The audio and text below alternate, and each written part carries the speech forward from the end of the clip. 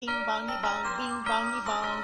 This is Joe, the bearded historian. He'll tell you an interesting story.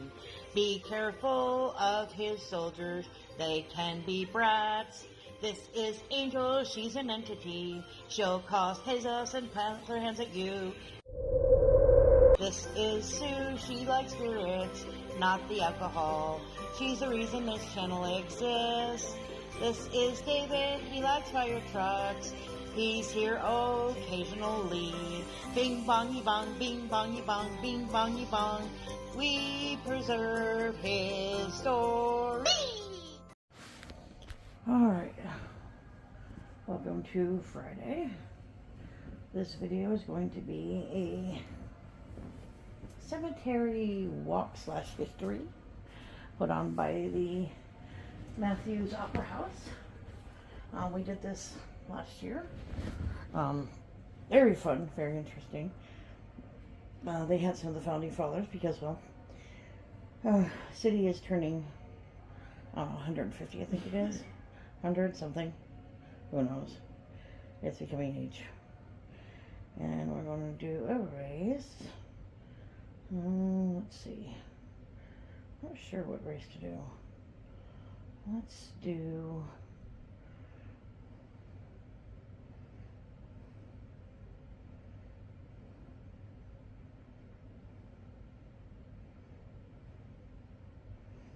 camels. Mostly just because it's summer and camels, and it seems like that would be fun. All right.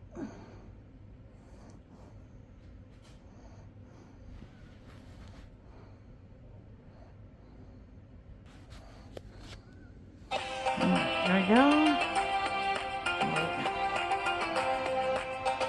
Almost ready. Shout out time. Here's a shout out just for you. You support me, so I support you. This shout out is for our friends. Let's see what it is today. Back to our race. I see popcorn. I see Yasmin. See One Day to Do, Lucky Cat. You'll see Ninja, Popcorn.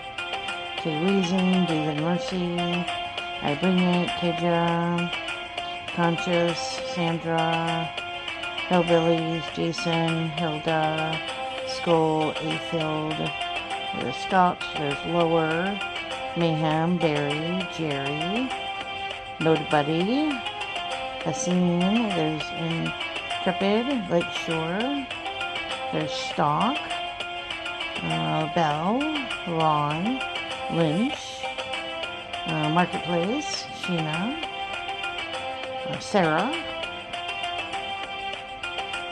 Carnival, Eddie. Oh, it's gonna be, Sarah finally won. Alright, Sarah's Happy Hives. We've been where we bottle sunshine. Sarah is a backyard beekeeper since almost said it backwards, since 2019. So here's the swarms, guardians, lots about bees. We got some shorts, which are bee related. I don't mind bees because they usually won't bother you if you don't bother them. And then, of course, there's the lives, which is where I usually pop in and check in. And, of course, you cannot talk about bees. Shh, no bee talk. Like, share, comment, and have a good day. If you're not able to hear, feel free to take a couple steps forward. Well, I hope you're excited for this. We had a great night last night. Tonight looks even better because we're outside. Last night was inside of the Opera House. And I just want to let you guys know that all of our volunteers have worked really hard to put these presentations together.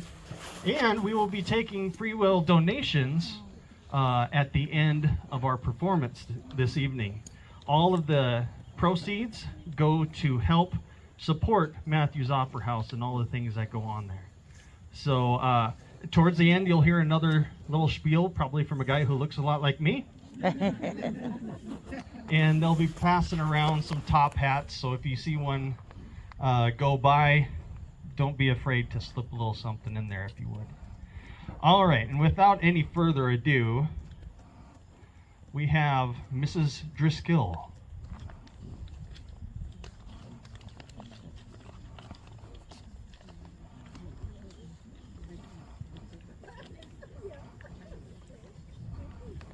Well, now, it sure does my heart good to see so many fine folks paying us a visit at Rose Hill Cemetery this evening. If you've a few minutes to spare, I'd be pleased to tell you a little bit about this place and how it came to be. My name is Rosa Driscoll. I have been resting here since 1907, though my connections to this cemetery started long before that. In fact, they reach back to the very beginnings of Spearfish itself. When this town was first settled, the good folks of Spearfish set aside nearly 30 acres overlooking the beautiful canyon as a resting place for their loved ones. The first burial was said to be an unknown young man who died in a blizzard. Folks didn't know his name, but they recognized the Levi's he wore. So they buried him with kindness and marked his grave as Levi Blizzard. That was the beginning of this cemetery. I was just a young girl then. As Spearfish grew, so did my affection for this cemetery. As a young lady, it seemed to me that the cemetery needed a bit more tending. So I gathered up my lady friends, we rolled up our sleeves and set to work. We cleared weeds, tended the grounds, and did our best to make sure that this place was fit for the people buried here. I reckon we did a fair job of it. When my own time came to join the folks on this hill, my friends saw fit to rename this cemetery Rose Hill in my honor. I never expected such kindness, and I remain deeply humbled by it. Over the years, many more folks found their final rest here. Some died of sickness during epidemics, others died of wars. During hard time, family members sometimes brought their loved ones here under the cover of darkness and laid them to rest in unmarked graves. There are many such souls nearby. Though their names may have been forgotten, they are no less welcome among us.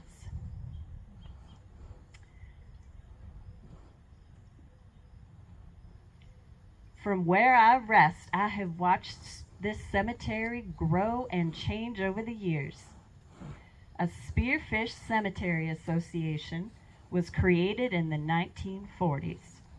One of the early presidents was William Ernest Lowen. Mr. Lowen hired Walter Cook as the cemetery caretaker. Walter did a wonderful job. I know, as I was right here keeping an eye on him. Walter cared for this cemetery for 2 decades and dug graves by hand, one shovelful at a time. He charged $8 a grave at first and later raised the price to $10. Oh, no. Inflation has always existed. Unfortunately. Now and again, the ground here proved too rocky, and blasting was needed to open a grave. That sure livened things up around here for a spell. Unfortunately, cancer caused Walter to become a resident here when he was only 47 years old. As the years passed, keeping records and caring for the cemetery became a larger job. Funeral directors, city leaders, and many community members came together to make sure that the cemetery remained a dignified resting place for the people of Spearfish. Spearfish's only funeral director at the time, Ray Fiddler, assisted by selling the plots as part of his services. The city of Spearfish oversaw the cemetery care. In the 1960s, a plot cost $15 and $35 for perpetual care. Eventually, another funeral director came to town, and the city assumed the selling of the plots. One of the additions I most admire is the cemetery rose garden. Inspired by the garden she had seen in 1970s Europe, Florence Brady believed that roses belonged at Rose Hill, and I couldn't agree more. The blooms have brought beauty and comfort to countless visitors over the years. I was so touched to see the gardens completed and dedicated to her in 1989. Today, countless souls rest upon this hill. We have over 5,400 residents here with room for 9,400. We welcome 45 to 60 new residents each year. Some names are well known while others have faded from memories, but each grave marks a life lived, a family member loved, and a story worth telling. As you stroll the grounds this evening, I hope you'll remember that each grave you see marks a chapter of Spearfish history. And I'm willing to bet you're here to listen to a few of those stories. So let's listen together. Thank you.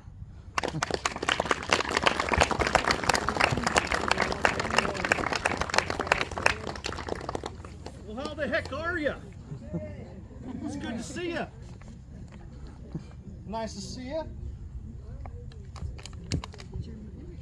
The name's Ton. M.G. Ton. Michael Gottlieb Ton. You'll see my place back along the road over there.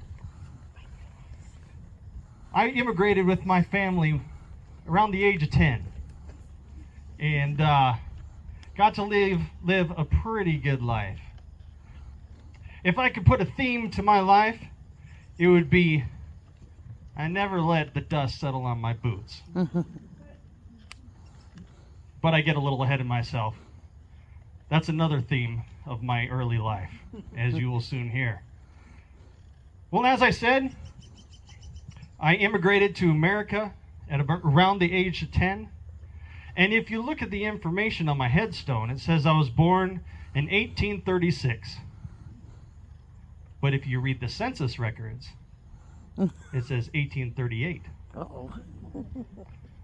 So, I died somewhere around the age of 72 and 75. So at the age of 10, we moved to America. And by the age of 15, I was working for the railroad. And shortly after, I was working on the Missouri River, on the riverboats. I was never afraid of hard work. I kind of liked it. Does the body good. In my early 20s, I was seeking adventure. And I headed towards California. I didn't quite make it to California, though. I took a little pit stop in Utah. And while I was there, I ended up registering for the 1st Colorado Cavalry. You see, that was the Civil War. And I spent about 4 years in the service. I don't think I need to remind you of the atrocities that occurred during that time. Brothers fighting brothers. I'll move on. So after my 4 years of service, I headed north. I started a farm in Wisconsin. I enjoyed the farming life so much. Feeling the dirt under my fingernails, my aching muscles at the end of the day, and a good night's sleep after working so hard. But alas, as I said before, I had a hard time letting the dust settle on my boots. So I meandered down to Missouri, St. Louis, Missouri, and that's where I purchased a stock of goods. And I moved up to Montana, and that's really where I got my first taste in the mercantile business. I sold my wares out of a wagon, can you believe it? In a place called Crow Creek. Well, I didn't spend too much time in Crow Creek. But after that, I found myself down in Cheyenne, Wyoming. And I really started my mercantile business there. Now, I sold the usual wares: clothing, tools, seed, and I sold some nails to a couple of gentlemen, and I found out later that they were used to help build the new state capitol building.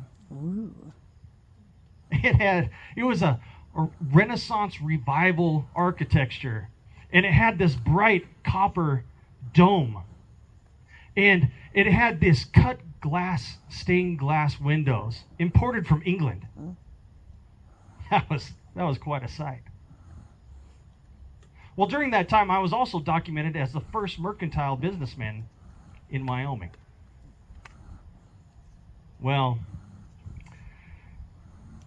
I can't stay around too long for fear that I might end up staying too long. So after my stint in Wyoming, I headed back to Wisconsin and actually spent just a little bit of time back in my homeland in Europe. Then I came back to Cheyenne and settled for a short time in Laramie, Wyoming. Well, it was around that time that there were some whispers of gold in the Black Hills. You see, the reason I originally went to Cheyenne was it was after the Civil War, and there was a great migration north and west. It helped that we had the Homestead Act, and people were looking for land. It also helped that the Transcontinental Railroad was nearing Cheyenne. And if you know anything about the Transcontinental Railroad, it was also called Hell on Wheels. And every stop that it made would be another little town. Well, where there's people, there's business. So, in the Black Hills, where there's gold, there's people. Where there's people, there's business. So I made my way first to Custer, then to Deadwood, and only after I married my wife, Alice, did I settle in Spearfish Valley. Now, to our union, we had one daughter and one granddaughter. Oh, she was the apple of my eye. How I loved the time that she'd spend with her grandmother and I. So in Spearfish Valley, I couldn't stay still. I farmed, I ranched, I had our business, and during that time, I got to know Mr. Evans very well. And we had this project. You see, Spearfish Valley was very fertile. It had great crops, but we could do better. And so we established an irrigation ditch system. Now, we worked our irrigation ditch system just a little bit different than most. Instead of starting at the headwaters and working our way to the crops, we reversed the process. So we would start at the destination point and work our way back to Spearfish Creek.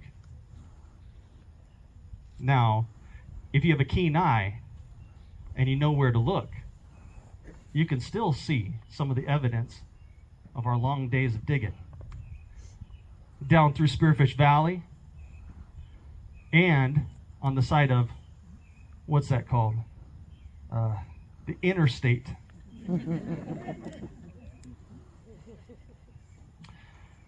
During my time in Spearfish Valley, I was a business owner for over 30 years. And we sold many different items. In fact, according to the Queen City Mail, I said, go to Ton's. He has all kinds of seed. Grass, garden, clover. I was pretty proud of that. And yet again, it said, go to Ton's for the best harvesters, cultivators, and harrows. Ha! That's all right. Now, After a short illness, again from the Queen City Mail, Mr. Ton terminated fatally. Oh no. I died. And after my death, my wife, Alice, took over the business and renamed it A.E. Ton. Alice Emily Ton. And one of the documents said that it was located at 638 Main Street. That's where Good Earth Natural Foods is right now. So I always enjoyed serving others, working hard, and keep moving. Well, eventually, as I stated before, I met my end, and they laid me to rest. We're over by the road now. And, you know, I have to admit, there's worse places to let the dust settle on your boots.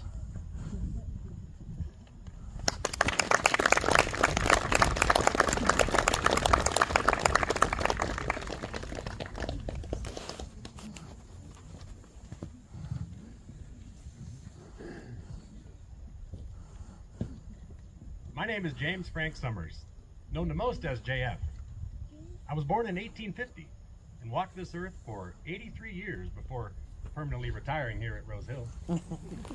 I was born in Bedford County, Virginia, to Castlereagh and Agnes Summers. My dad was a wagon maker and later a general contractor.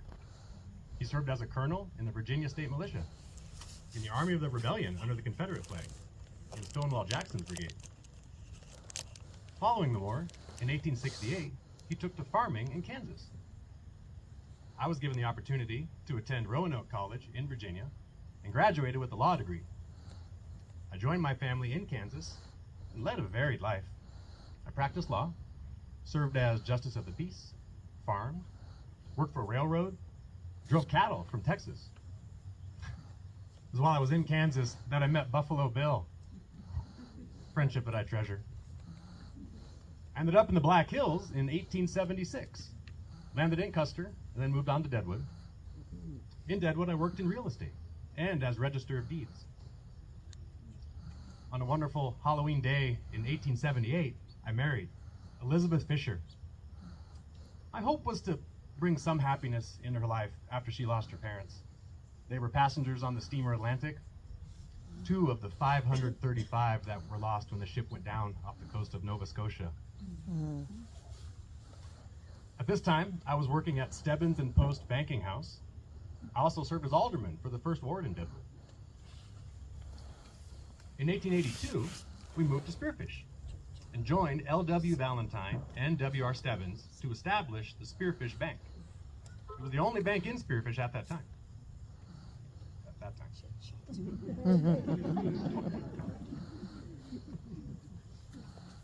We built a 2-story bank on Main Street, the first brick building in town.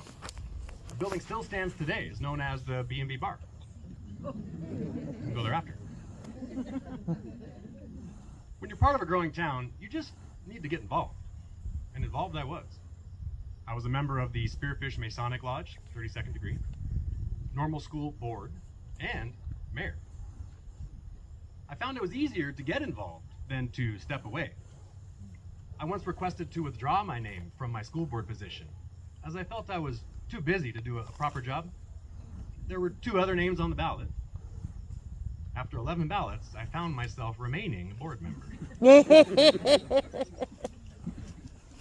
When the territory became a state, there was great unrest. A rogue group entered town politics to elect trustees in 1888. They were holding grudges and trying to prevent voters from casting their ballots. As a result, Milton C. Connors became the first mayor in Spearfish. A year later, he was voted out, and that's when I became mayor. I'm proud to say I was the oldest notary public in point of service for many years. I believe in giving back to the community. Mr. Ryan from across the street noticed the inconvenience of muddy roads between his corner and the bank. at our personal expense, we built a 5-plank walkway for the community. You're welcome. In 1927, I disposed of my controlling interest in the bank to Henry Weir and entered retirement, which meant I could go farming. I purchased some farmland near Black Hills Teachers College and planted fruit trees, mostly apple. I also had oats and millet. I like to work with livestock, and am proud to say I won several prizes showing my bulls at the local fairs. Elizabeth and I had no children, but I was blessed with a special nephew who was named after me. Unfortunately, he lived in Omaha, but we did get to spend many pleasant visits together. He was with me when I fell ill, then was called back to Omaha, so was not here when I left to join Elizabeth here at Rose Hill. I was given a full life, and now I'm enjoying my eternal rest.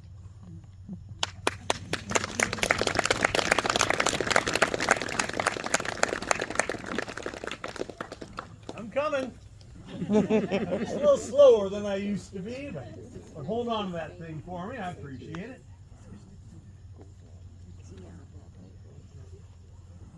Oh, thank you, young man.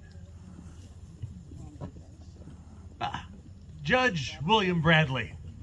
I'm pleased to be here tonight to see such a crowd, and well, I'm actually just a little bit humbled too that I was chosen to share some of my story with all of you. But I hope you enjoy some of my reminiscences, so we'll go ahead and get started, shall we? Well, I started out on October 11th, 1840, down in Platte County, Missouri. Now, after high school, but before getting my law degree, I enlisted with Winston's Regiment.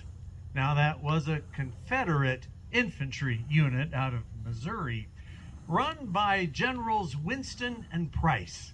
And I served with those men for 2 years. Then, after the war, I enrolled at the University of Louisville, and I managed to get my law degree in 1869. Now, I did practice law in Louisville somewhat successfully for about 8 years. But truth to be told, I always wanted to come out west. You know, like that Mr. Horace Greeley was telling everybody to do.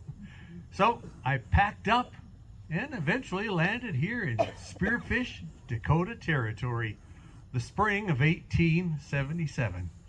And I opened the first law office in Spearfish, which coincidentally made me the best lawyer in our one-lawyer town.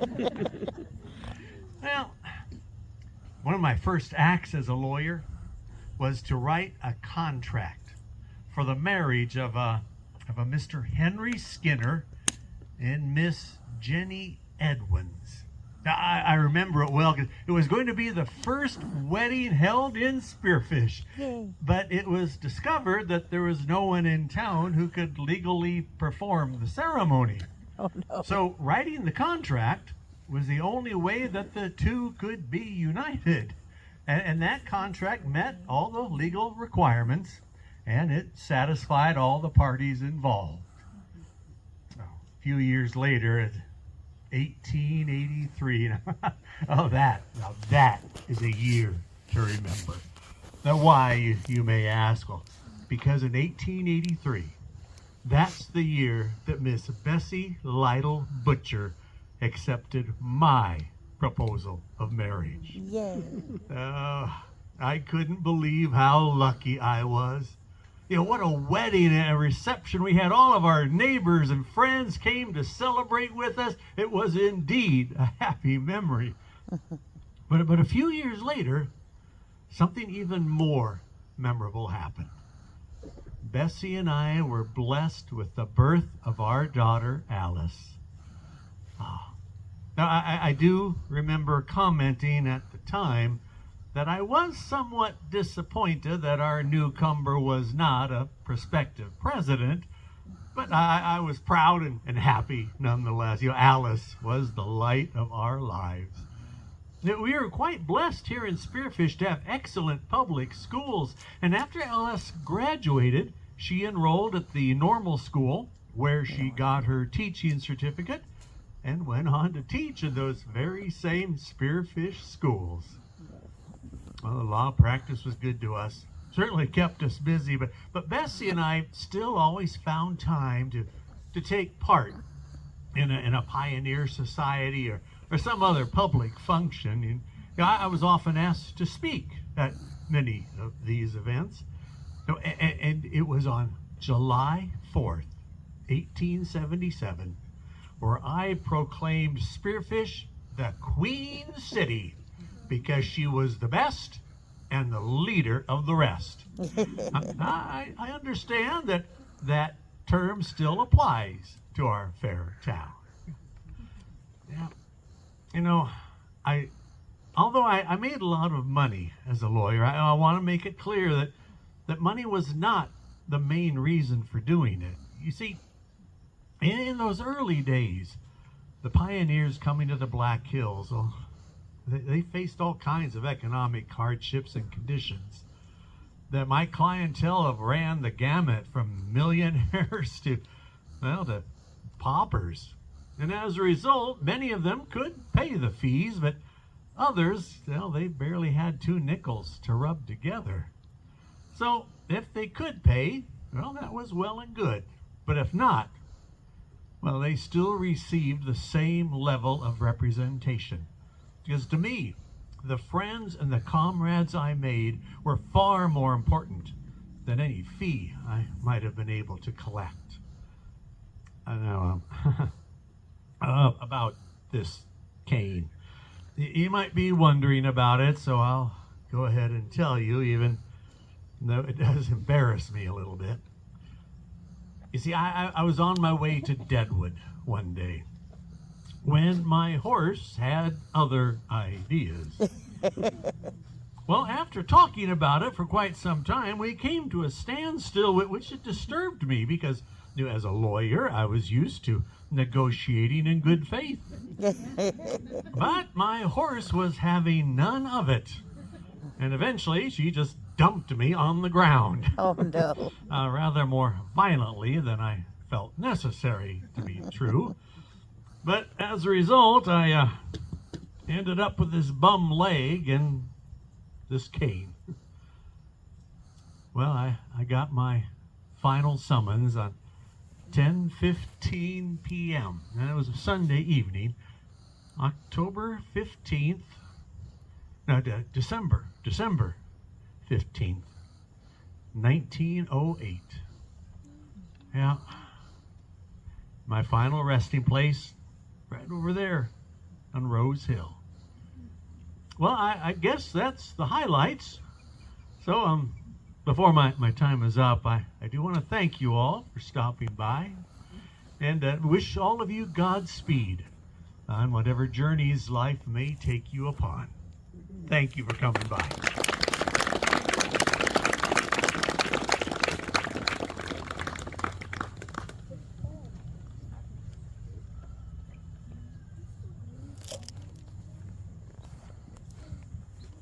Well, hello and welcome to Rose Hill Cemetery.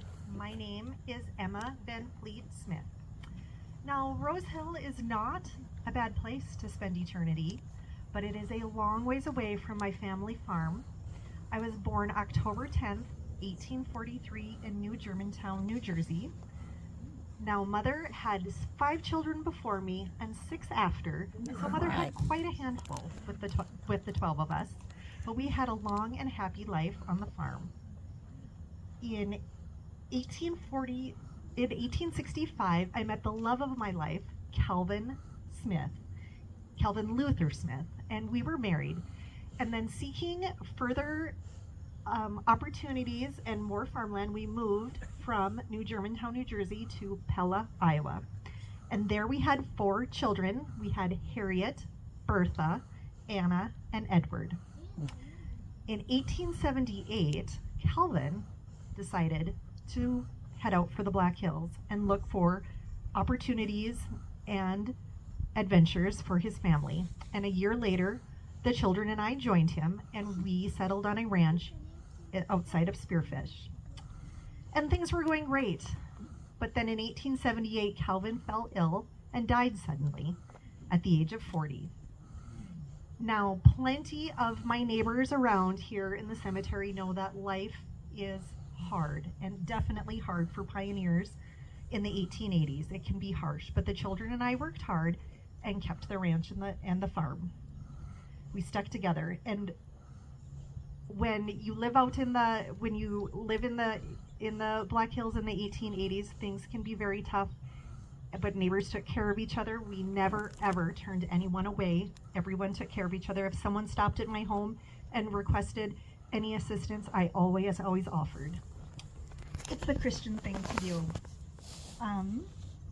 I was a founding member of one of the founding members of the Spearfish Congregational Church. I am very proud. I was very, very proud of that. Now, back in the days when the territories were new, social services were not a thing as they are today, and so the church offered charitable services. My charity that I like to help most with was I would travel long distances offering nursing care to the ill and the elderly. And I definitely enjoyed the fundraising and the church dinners and all of that it entailed. And I never ever remarried because I loved my Calvin so. And even though we had many setbacks, I had a wonderful, wonderful long life. Not as glamorous as some of my neighbors in the cemetery here, not as exciting, but one of the good, solid founding members of Spearfish community. And then when I was nearing 80, I started to feel poorly and I took to my bed. I lingered for nearly 3 years and then passed away on May 10th, 1921, and I am buried right here in Rose Hill Cemetery. I thank all of you for joining us on this beautiful evening and enjoy the rest of the stories.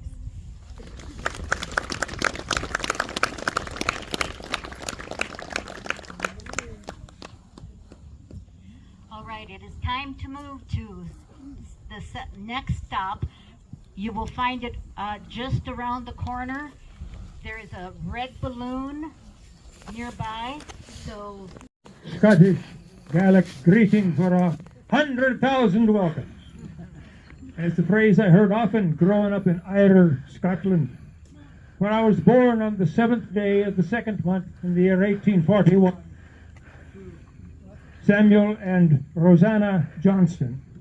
Now, when I was 24 years old, I was united in marriage to Miss Sarah Burgess, and we set sail immediately to America. We landed in Philadelphia and then moved shortly after that to Baltimore. And then we pushed west to Ames, Iowa, and we spent some time there. And then in 1876, I resolved to move further west to the Black Hills in search of gold. So I organized a party that was known historically as the Centennial Party. There were 14 of us in the group. And I was, in our first meeting, I was selected to be captain of the group and was commissioned to go to Chicago to procure provisions for our journey. And when I returned, I bought 2 teams, 2 wagons. Hello, there we are. Okay, stay over here. Okay, y'all gonna get to my best side here.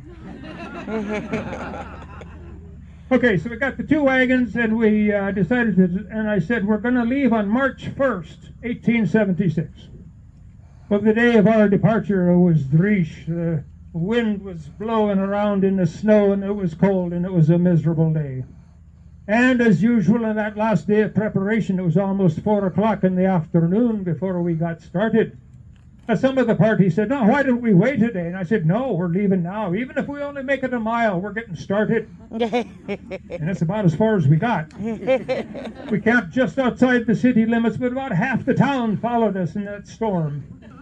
Now, it was a dubious start to our endeavor, but it did not diminish our determination.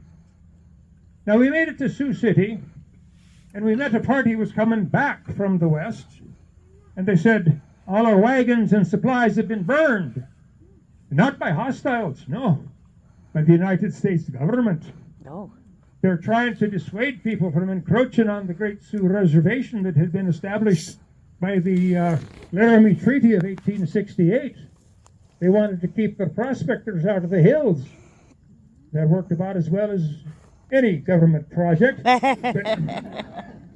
So from Sioux City, we traveled on a couple of weeks later, and we come to O'Neill, Nebraska. And we were going to lay over a couple of days there because one of our party had taken ill. And we met a scout from another outfit who was coming up from the south, and he said, can you wait a day or two until they get here, because we want to join up with you and go into the hills. So they show up with 17 wagons, 81 well-armed and equipped men, and so then we proceeded on from O'Neill, and our goal was to get to Custer City. And when we got there, we found that it was not what we had expected. Yeah, there were some folks panning in French Creek, but there was no gold to be found. So we kind of backtracked up the trail that Custer had made in 1874 in the Custer expedition and went to Hillio, and it wasn't much better there. And by now, so about half of the group from the original Centennial Party saying, well, you know, we've seen a lot more country than we have gold. We're going back. Got to go back to the States. So we had a vote. Who wants to go back and who wants to go on? I was the only one who voted to go on. Well, after some talking and whatnot, we divided the group up about evenly, and they went back to civilization, and we proceeded on north. Unfortunately, we found out a little bit later that that group had been attacked by the hostiles, and then 3 of our members had been killed. Oh, no. So traveling was dangerous yet exciting, and even though the gold was elusive. Now, as we moved on up through the hills, we found Spearfish Valley. And it was determined that this was a reasonable place to lay down roots and establish a town. And so Spearfish was born. Now, for people to be moving into town, you got to have a place to live. And I was kind of an entrepreneur, if you will, and so I'm looking for opportunities. And just across the way over there in Ames Canyon, I bought some acres and I started a sawmill. And I did pretty well, providing for the family, you know, sawing lumber and whatnot to build houses for folks coming in.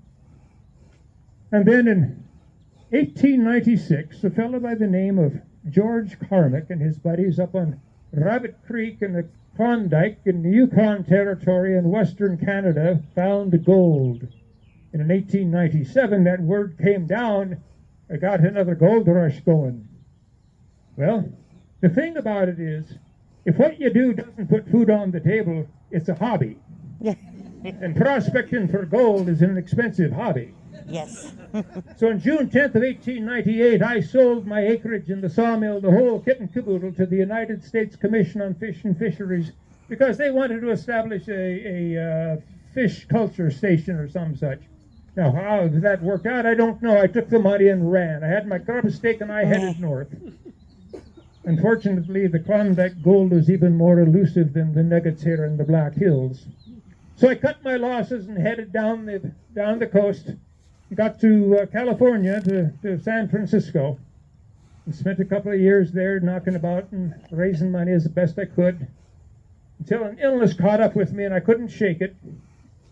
And 1917, I staked my final claim here at Rose Hill Cemetery.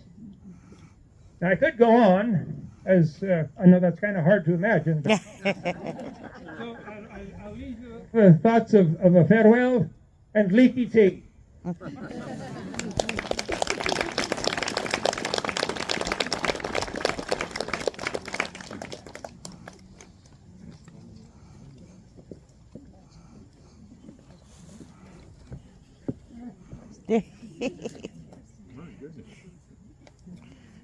Hi there. What a beautiful day, huh? You know, I've been flying right over there since 1917. This is really the second time I've been above ground in that length of time. The first one, my family had me dug up. They buried me in a rented tuxedo.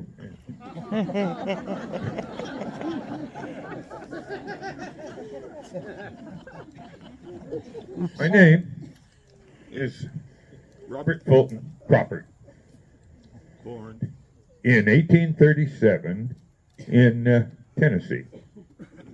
I was named Robert Fulton because the Robert Fulton was a friend of my father's, the man who invented the steamship. My mother's maiden name, my mother's maiden name was Buchanan. She was a close relative of the future president. Now, history has not been kind to President Buchanan. He's generally regarded as the worst president we ever had. Not for what he did, but for what he did not do. He could have acted and perhaps forestalled or prevented the carnage of the Civil War, and he did nothing. Well, anyway, as a very young child, we moved to Arkansas. And we were farmers, and we owned people.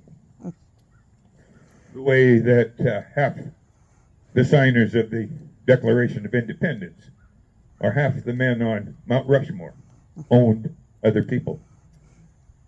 So I used that argument to justify slavery. But I've had a long time to lie here and think about that. What a terrible crime it was. A 14-year-old girl whom we owned killed my mother. And before they hanged her, she admitted to killing 3 other white women.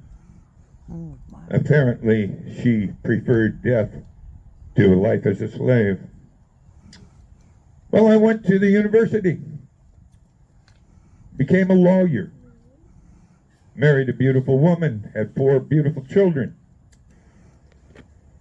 And then what we called at that time the War of Northern Aggression broke out. I joined the Texas militia, served the entire war. And after the war, I thought I'd get my life back on track. But there was an interesting thing that happened. June 19th, 1865, 3 years after the Emancipation Proclamation, 2 years after the end of the war, Texas had not yet freed their slaves. So they sent federal troops to occupy Texas and enforce the law. Well, my job as county attorney was dissolved because of my association with the Confederacy in Texas. So we had to sell our properties just to survive. I looked for employment opportunities. I found none. So, as is often the case, I became a cowboy. I helped drive a trail herd north. Most of the other cowboys were ex-Confederates and freed slaves. We got to Kansas City, and I decided I did not want to make that trip again.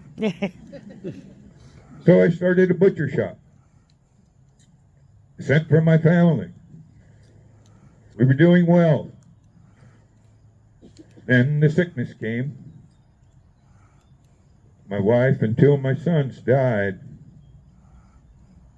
I heard of a gold strike in the Black Hills. So I moved to the hamlet of Carbonate. Started a mining operation. Sent for the 2 remaining sons. I met a girl 30 years younger than me who needed a husband. We had 7 more children. Oh dear. Those were great days.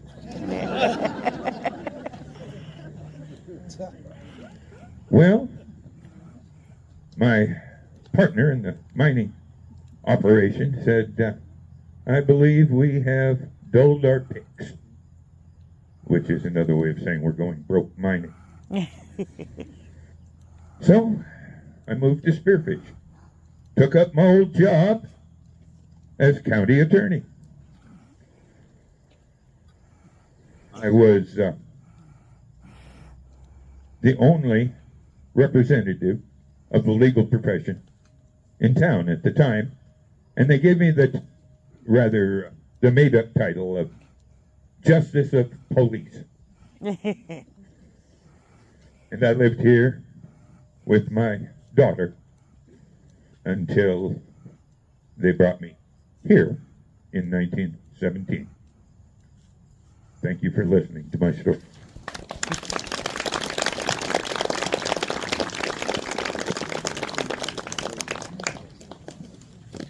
Try to pay attention to this one.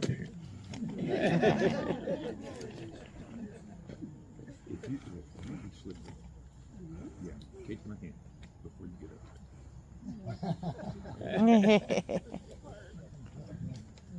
Through many dangers, toils and snares, I have already. How kind of you to stop here and pay me a visit. You know, I have had a life that has been filled with many hardships and kindnesses. And it was that mixture that gave me a very blessed life. Let me tell you a little bit about it. I was born in 1844 in New York. And on December 21st, now you might have thought I'd be a great Christmas blessing to my family, but I don't always think they felt that way.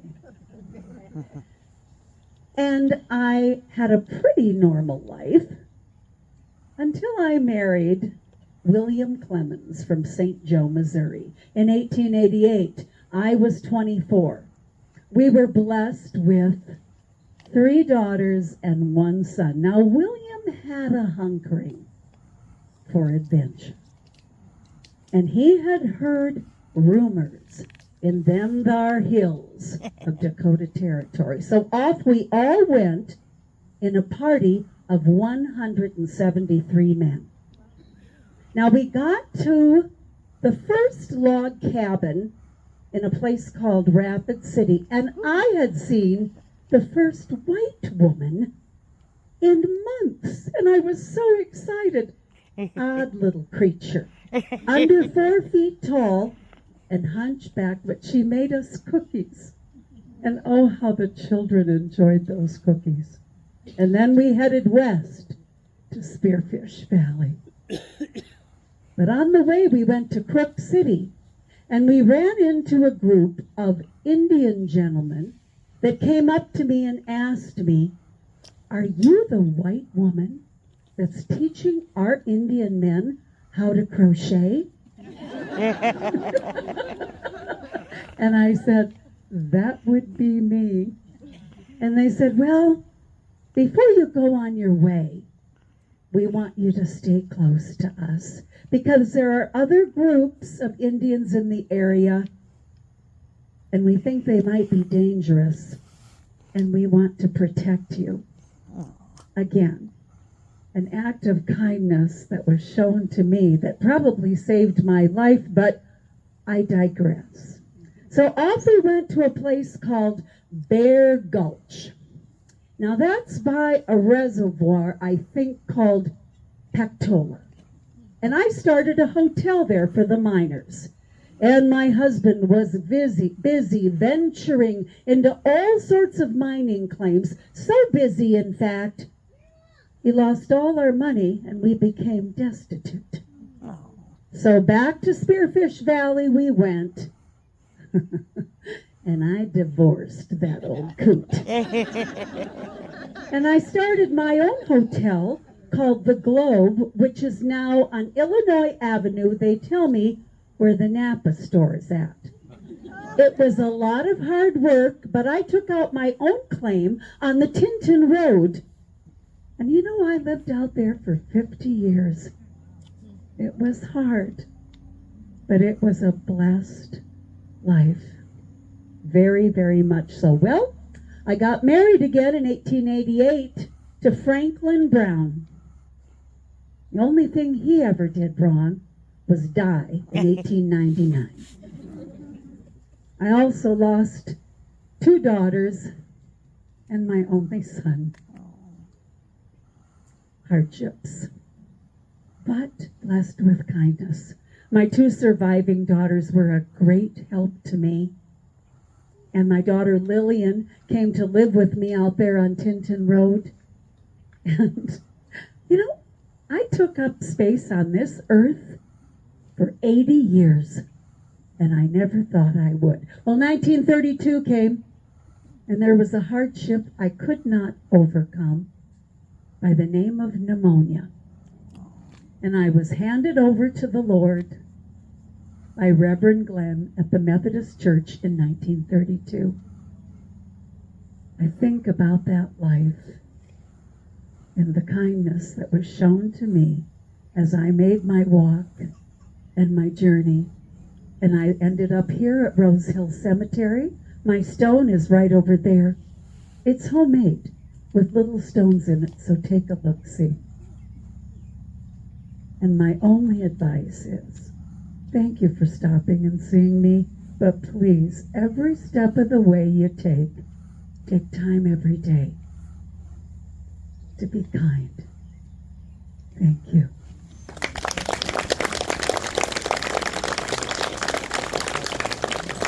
The grace that led me safe thus far, and grace will lead me home. Thank you. Our next stop is around the corner, and back there you'll see some yellow balloons. This evening, I am Mary Jane Bush McLaughlin, named after my mother, Mary Jane Bush, but I always thought of myself as Mrs. Enos McLaughlin. I married my Enos on March 18th, 1857 in DeWitt, Iowa. A couple years later, we moved to Denver, Colorado. It was 1859, and what an exciting time that was. I was recognized as the first white lady in Denver, east of Cherry Creek. Imagine, the first white lady in the town that would grow to become the city of Denver. The Town Site Company of Denver gave me 2 city lots in recognition of that. They weren't worth much at the time, but are no doubt of great value today. Many local newspapers in the Denver area said that my Enos was an important factor in the early history of Colorado and Denver. Now, I can't tell you exactly what the important factor was, but I can say he was respected and important by those that we knew. Don't you worry, though. I'm sure he'll give you a little more of his history when he comes up here to talk. Like the gentleman that he is, he said ladies first. Almost 20 years we spent in Denver while the town was growing and developing. Then, in 1877, a few years after General Custer's exhibition to the Black Hills, that Black Hills excitement brought Enos and me to the area. We became well-known residents of Centennial Valley, with our farm being one of conspicuous features of the valley, according to a local newspaper. My husband was in the logging business, which led us to move to the booming town of Nahant, which is about 15 miles from Lead near the town of Rochford. It was known for some mining, but more so for logging. At one time, the town had 500 residents. Nahant had 2 rows of houses, a boarding house, a clubhouse, post office, carpenter shop, 2-room schoolhouse, a large water tank and electric plant, and of course the McLaughlin Mill. We even had roller skating and basketball. In fact, our basketball team was known for once beating Deadwood's own team. Ooh. We boasted 40 students in our schoolhouse, though parents became dissatisfied with the quality of the education and it was eventually closed. There was a railroad line that connected several of the logging camps. The camps also stayed in touch with that new invention at the time, the telephone. Oh, what a marvelous thing that was. Well, in 1909, the mill burnt. Some lumber and the planing mill survived, but 5 railroad cars were destroyed, 3 of which contained 975 railroad ties. Sorry, railroad cars were destroyed, my bad. 90,000 board feet of lumber were lost, as well as several buildings. The insurance covered about half of the $40,000 loss. Eventually, as sometimes went in those days, the town died out. Enos and I enjoyed our time in the Black Hills. I liked to be home, and my life's work revolved around my husband and my children. It is said that I was admired and respected by all those I came across. Well, I did try to share a smile and a good word with everybody I met. My marriage with Enos blessed us with 7 children, though it saddens me to say that only 3 lived longer than I did. When one lives for 80 years, I guess that's to be expected. After my husband died in 1905, I spent some time in Denver with my son Frank, who was a rising lawyer in the area. It was on one such visit to Frank that I passed. My daughter, Mrs. J.E. Souter, came to Denver to accompany me home and have me join Enos at the family burial plot at Rose Hill Cemetery here in Spearfish, just down the way there with the 2 balloons. My neighbors, family, and friends say that I was a caring, hard-working, compassionate soul. What a nice way to be remembered, don't you think? Thank you all for coming out tonight.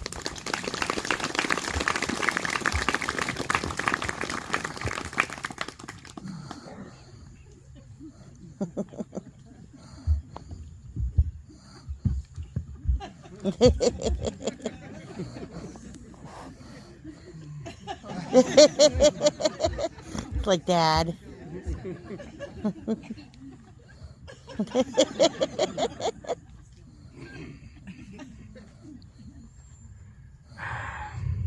On October 6, 1825, a child was born destined to live a life of adventure. That child was me, Enos McLaughlin. I was born into a large family, and my mother died when I was very young. But most who care to hear my tale are interested in my adult years. So I'll skip to when I was 24. The year was 1849, and Eureka! Gold was discovered in California. So I made the 2,000-mile journey from West Salem, Pennsylvania to Sacramento. I had a place of mine near that town, but as time passed, not much luck. I eventually made the decision to return home, but this time, not by land, by sea. There was no Panama Canal in those days. One took the long way around the Horn. The Cape Horn route was considered safer, often overcrowded, but with fewer dangers of attack and fewer diseases too. It was 13,000 miles and normally took 4 to 8 months. But my odyssey took 7 years. Oh my. I made detours. I stopped in Hawaii, Chile, and Australia. And once there, I practiced my ambition of mining and business. When I finally returned home, I had accumulated a small fortune and picked up a passenger.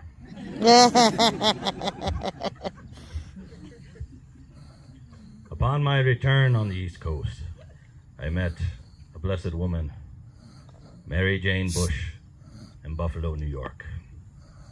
And in 1857, we were married. That Mary Jane, she was the woman for me. She was willing to pack up and move to Denver. When we arrived by Ox Team, the city officials were so taken by her. That's right, that they presented her with 2 lots. Well, we weren't paupers, and soon we owned 27 lots. Then, in 1861, we purchased a farm and moved out to it. Not long after we'd finally settled in, war. I joined 2nd Colorado Regiment, and we served on the frontier, protecting Union interests from hostile Indians and Confederates. During that time, I left my property in the care of a broker. That was a mistake. For when I returned home, he'd robbed me of everything. Close one door, open another. 1876, there was news of gold in the Black Hills. Gold is my thing. We moved north. I started a town that soon became known as Garden City, at least until some pompous businessman who renamed it Maitland after himself.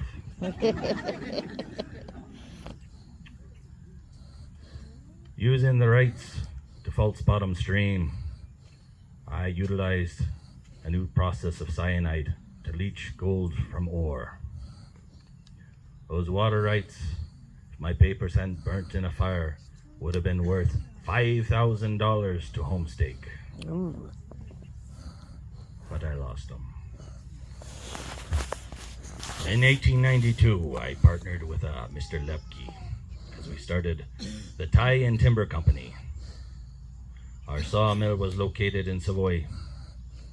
We hauled logs through Spearfish Canyon. Those logging trails are now the foundation for the scenic byway we use today. We had a log cabin that we used for an office. And when we closed our doors in 1906, Glenn and Doris Inglis purchased the cabin and the land and converted it to the Glen Doris Inn, which is known as the Latch String Inn today. Well, close one door, open another. We moved the business to Nahant, and well, that's more Mary Jane's story to tell. Mary Jane was kept busy on our family homestead in Centennial Valley. We had a 3-portal Midwestern-style barn near Exit 17. What I'm proudest of, well, we're proudest of, are our children. Frank was an attorney in Denver. Eugene became a merchant in Benton Harbor, Michigan. Eva Marie, our daughter, was better known here as Mrs. James Souter. And finally, William. William was a county auditor in Deadwood. And also, he was one of... He likes William. He rode with Captain Seth Bullock and his 60 cowboys in his cowboy brigade that were part of the 1905 March 4th inaugural parade for Teddy Roosevelt. 3 weeks later, March 27th, 1905, at the age of 80, I passed on from this world. My funeral was held at my home under the auspices of my fellow members of the Grand Army of the Republic. I lived a full and fortunate life. I hope some of that fortune passes on to you who've come to see me today. Thank you.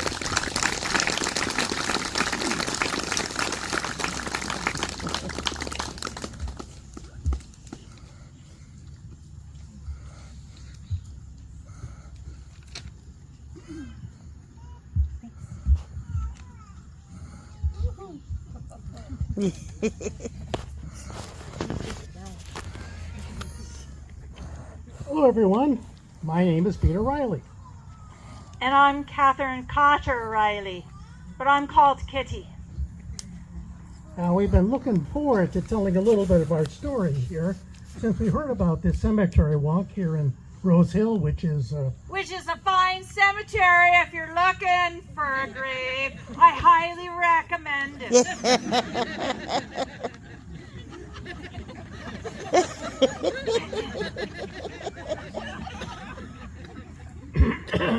Let me start first since I'm older. I was born in Wisconsin in 1846. I joined the 95th Illinois Brigade during the Civil War and got through that war without any injuries to speak of. When I was 30, that would be 1876, I decided to come out here to the Black Hills of South Dakota. That was about the same time as you arrived, wasn't it, Kitty? Yes, but let me start at my beginning, my birth. I was born in 1849 in Alton, Illinois. And my father and I moved here to the Black Hills, but first we moved to Deadwood in 1876. So about the same time, you said. And then we moved here to Spearfish, where we opened one of the first hotels in Spearfish in 1877. And we named it the Spearfish Hotel. Lots of thought in that. It was located by, it was Maine and Hudson, which I'm told is where Nona's restaurant is located on that corner now today. So we had a fine establishment I was very proud of. We earned a good reputation and we made a good living from that. Now, well, they catered to the two-legged, to the horses.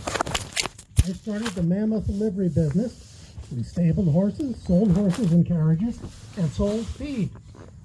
I'm proud to say it was a very profitable venture, and I never heard any of my guests complain. We were married October 1st, 1878 in Cheyenne, Wyoming. We brought 3 children into this world, a daughter who died at birth, a son Charles who died at the age of 9, and then a son William who we were blessed with for all of our life. And it was a good life here, although there were some dangers.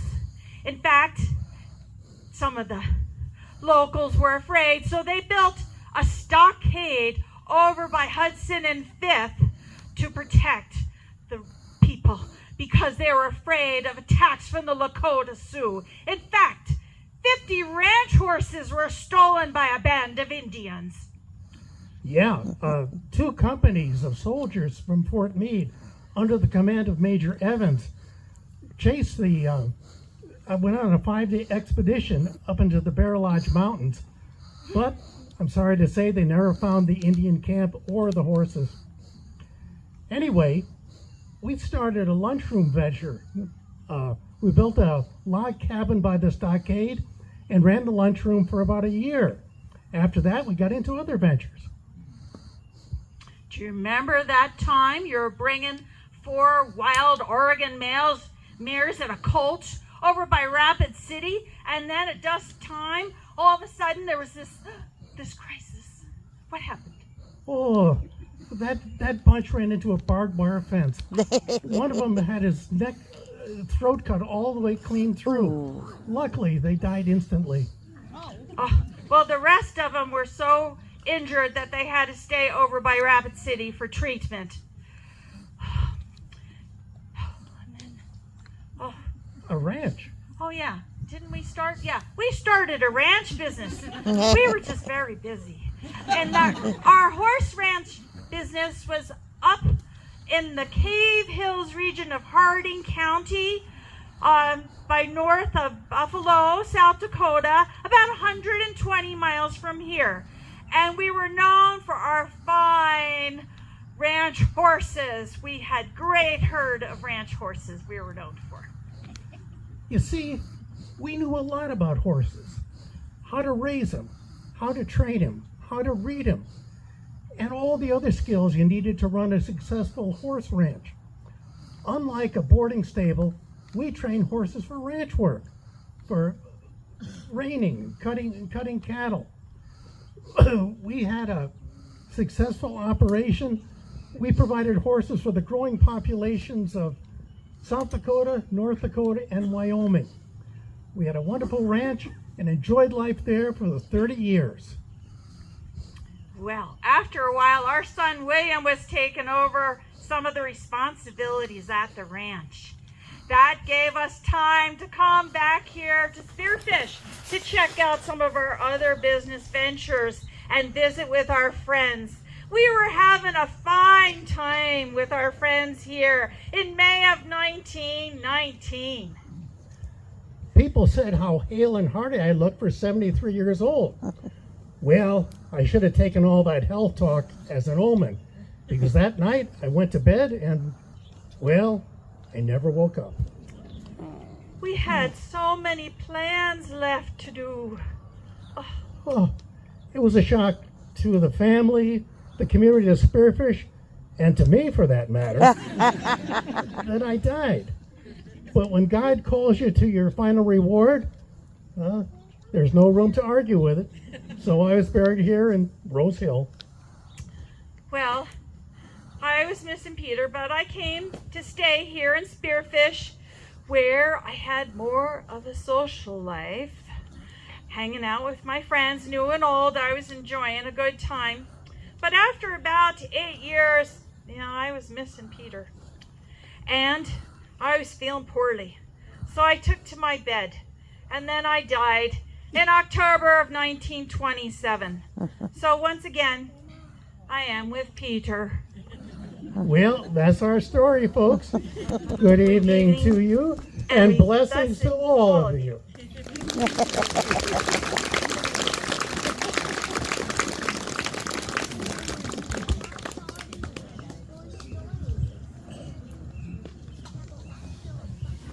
Good evening. My name is Thomas William Henwood, born November 23rd, 1874 in Liskeard, Cornwall, England. I had 2 older sisters and a younger brother. When I was 19, I immigrated to the United States under the sponsorship of my mother's brother, my uncle Jack Welch, who lived in Spearfish. I sailed from Liverpool and arrived 21 days later on March 8, 1894, in Halifax, Nova Scotia, traveling from there to Chicago, and from Chicago to Deadwood by train, and on to Spearfish by stagecoach, stopping at the halfway house for a change of horses. I spent my first night in Spearfish at the Overland Hotel, located on Main Street, where the former post office now stands. I became an American citizen as soon as possible after arriving in the United States, and I voted for the first time in the election of 1896. And I'm proud to say I haven't missed voting in an election since. I married Jenny Craigle on May 14th, 1899 at the home of her parents, Peter and Molly Craigle, who lived in Spearfish Valley. We lived on a farm in the Chicken Creek area. We had 11 children, 6 boys and 5 girls. Then we moved to the McVeigh place in Spearfish Valley, and finally to the 960-acre Bill Lindley place, presently known as the Spearfish Valley Ranch. Jenny and I operated that place for over 25 years. It was a diversified farm. Grains, alfalfa, sugar beets, cattle, hogs, chickens, and an average herd of 30 or more milk cows, with the milking always done by hand. We also had a large garden, not only for family use, but also as a business. For many years, I traveled by horse and wagon to Lead, Deadwood, Hills, Central City, and Maitland, where I sold our produce, beef, pork, chicken, eggs, and home-churned butter, some to stores, and the rest I peddled door to door to my many loyal customers in those fine communities. These trips required that I leave home before daylight one day and return after dark the next. I was a farmer and truck gardener all of my life, but I never owned a tractor or drove a car or truck. I was always civic-minded, and while living in the valley, I served on the Breed District School Board and the Election Board for many years. I helped with the construction of the Spearfish Valley Community Hall, hauling lumber by team and wagon. The Community Hall is still used occasionally and stands on the west side of the Old Bell Road near the present Crouchin property.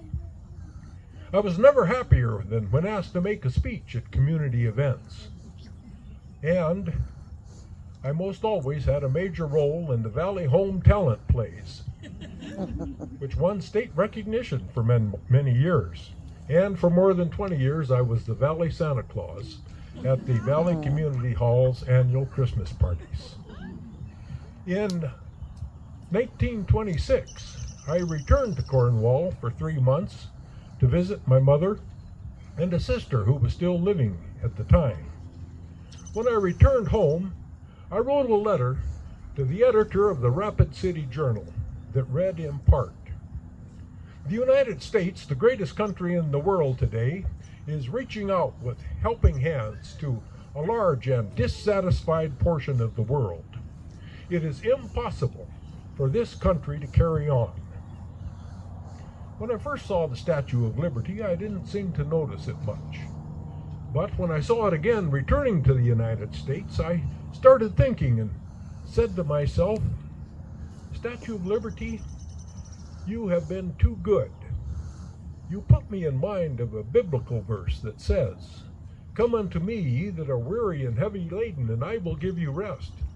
And all nations took advantage of it. They came by the millions. Any man, no questions asked, could make it. Today, it is more difficult. And the time is right now for our government to be very strict in regards to who shall and shall not enter the United States of America." Well, here we are 100 years later, and immigration is still a major issue.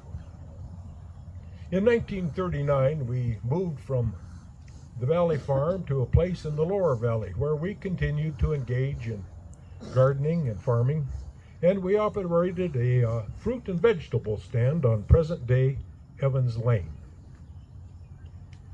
After 51 years of marriage, Jenny passed away at home and was laid to rest here at Rose Hill near our son Art.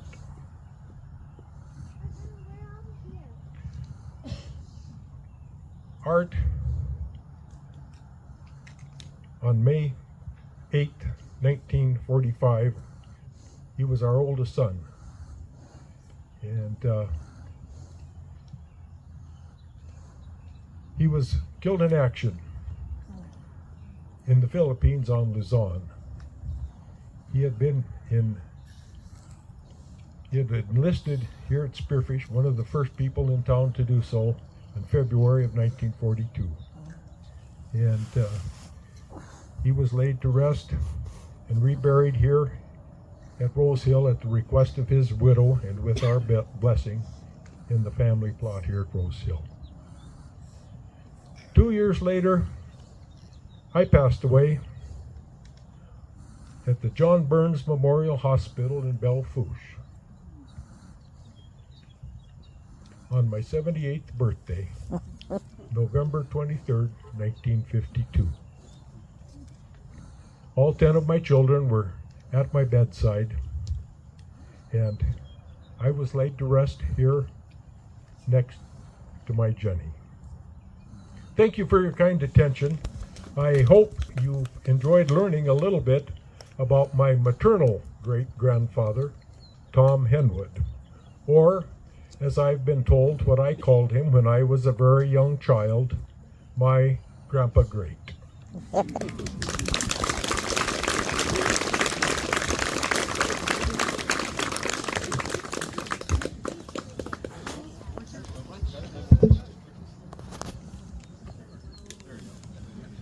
All right, always a sense of adventure here. Well, did you enjoy the evening?